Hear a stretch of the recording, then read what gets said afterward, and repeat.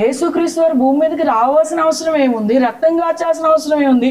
పరిశుద్ధుడిగా బ్రతకాల్సిన అవసరం ఏముంది? పాపానికి పవర్ లేకపోతే అది నిన్ను మింగేయడమే కానీ నీ జనరేషన్స్ తీసుకొని వెళ్ళిపోతుంది. అందుకనే ఆయన అంత పవిత్రంగా బ్రతకాల్సి వచ్చింది. ఈరోజు ఆ పరిశుద్ధ దేవుడి గురించి అవగాహన కలిగి ఉండి ఆ భయము, పవిత్రతతో కూడిన భయములు సంఘానికి లేకపోతే మళ్ళీ అది ఏం చేస్తుంది? ఎక్కడికి తీసుకెళ్తుంది? నిత్యత్వానికి అయితే తీసుకెళ్ళదు. ఒక్క 5 నిమిషాలు గాలిదుమ్ము రాగానే ఎక్కడ పెట్టిన వస్తువులు అక్కడ ఉంటాయా?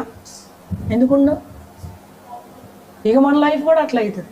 దేవుడు ఇచ్చిన పీరియడ్, ఆ కృప ఆ ఇంటిని దాటి వెళ్ళిపోయిందంటే ఒక గాలిదుమ్ము వచ్చినప్పుడు ఆ వస్తువులు ఎలా చెల్లా చెదరైపోతాయో వాళ్ళ లైఫ్ కూడా అట్లా డిస్ట్రాయ్ అయిపోతుంది, చెల్లా చెదరైపోతుంది.